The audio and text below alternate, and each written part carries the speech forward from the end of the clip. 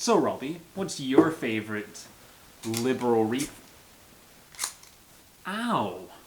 Well, Cole, I sure hope that doesn't get infected. So do I.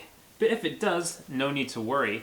I'll get 10 shillings a week of sickness benefits for 26 weeks, thanks to the 1911 National Insurance Act brought in by the Liberal government. I sure love them liberals. So do I. What else did the Liberals do? Well, Cole. So, Cole, what happened before Part 1 of the National Insurance Act of 1911? Well,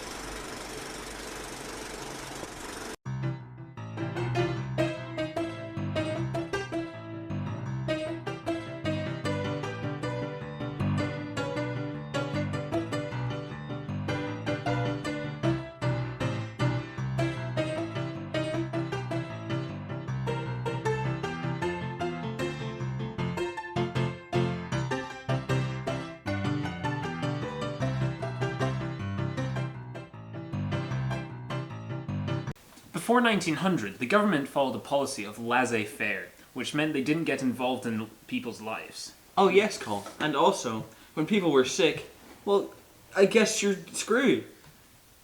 Yes. Wow, Part 1 of the National Insurance Act of 1911 must have been great. They probably covered like 15 million people between 16 and 60 who earned less than £160 a year. Just a guess.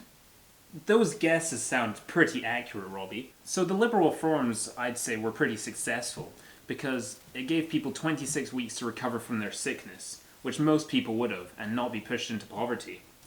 Free medical treatment also meant people were off work less. Now hold on a minute, Cole. Workers had to contribute 4p a week in order to get the benefits from the sick pay. So that arguably makes it less successful, Why is that? because they had to pay. It was a pay cut. A pay cut. No good.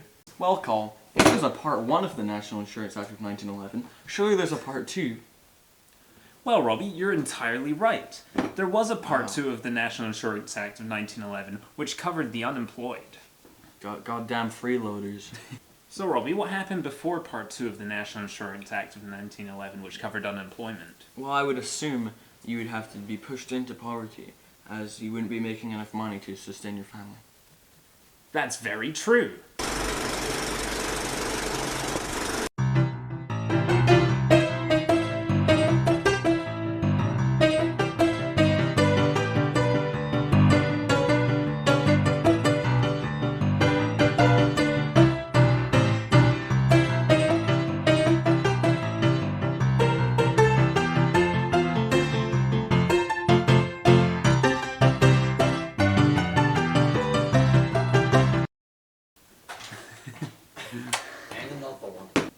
Now, Part 2 of the 1911 National Insurance Act, which covered unemployment, was a contributory scheme. I don't know if that's how you say the word. However, it meant that employees had to pay 2.5 pence. Employers paid 2.5 pence as well, and the government paid 2.5 pence. The ultimate benefit was 7 shillings a week for 15 weeks if you became unemployed. Money. Yeah. So, Cole, you could say that this was successful because it gave poor people the chance to get back on their feet and get a new job in the 15 weeks they had. Yeah, it's the 15 weeks after they became unemployed. Most people would be able to find a job by then. Now, this National Insurance Act sounds great, but Robbie, there must have been some sort of, counter knowledge and argument to this National Insurance Act. Well, Cole, there is a counter argument slash knowledge to this reform. What is it? It's only applied in certain fields such as shipbuilding and only covered about 2.25 million people. Wow, that's not that many people. Surely this makes the Liberals less successful because most workers weren't actually covered by unemployment. And as soon as they became unemployed, they were pushed straight into poverty. Well, how do children fit into all this? Well, Robbie, apart from fitting into Oscar's basement, local authorities were permitted to increase local taxes and provide free school meals. Wow. Children were also meant to get medical inspections in their year.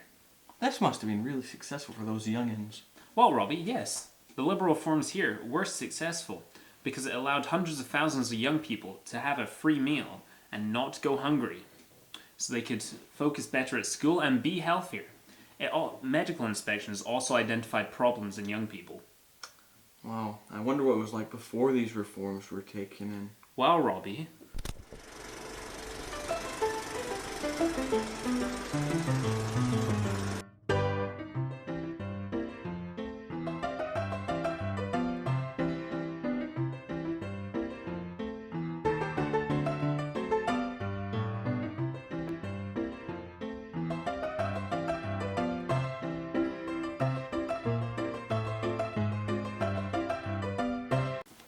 these liberal reforms were pretty great, but were there any drawbacks?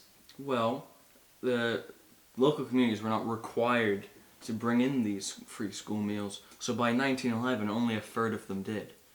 So that means it only covered, like, I don't know, for example, a third. Also, Robbie, until 1912, medical inspections only identified the problems and didn't provide any treatment. Wow, that must make it a lot less successful, as many children already knew what they just had no way to fix it. It also meant that they were less successful, as many children didn't get a school meal, and it meant that they remained malnourished and unable to concentrate at school. Those damn liberals. Yeah.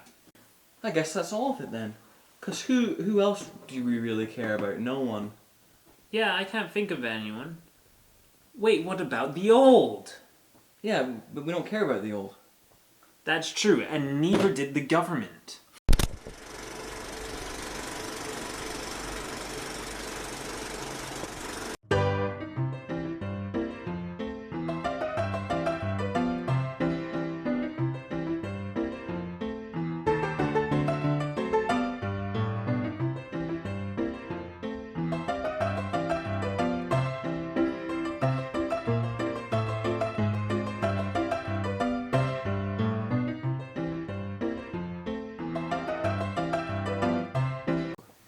In 1908, the Liberal government brought in the Old Age Pensions Act.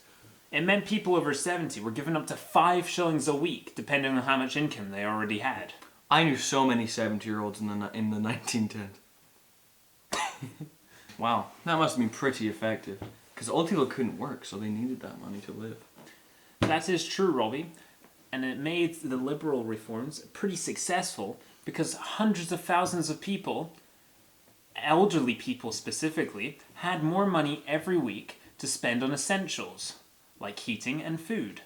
Is there even 100,000 old people? Probably not. That sounds like a lot of old people for the 1908s. Over 70. That's quite old. But Robbie, do you know Booth and Rowntree? Specifically Rowntree. No. Well, Rowntree identified that a person needed 7 shillings a week to stay above poverty. This was called the poverty line. Oh yes, Rowntree, the famous Rowntree. Who made the Rowntree sweets. It wasn't actually him. Really? Yeah, I think it was like his family or something. Arguably, this makes the Liberal reforms less successful. Why is that, Robbie? Because, as we've stated like 20 seconds ago, you need 5 shillings. You only got 5 shillings a week as old, but you need 7 to stay above that darn poverty line. That's true. So many old people remained in poverty because they didn't have enough money. I hope you pass your higher history. So do I. Because we've learned a lot here today, which we already knew. And we hope this video is better than the one you would have to watch if it wasn't for us. Before we end this video, we'd like to thank our sponsor, Mo Lester. I think he's some sort of celebrity, you're saying?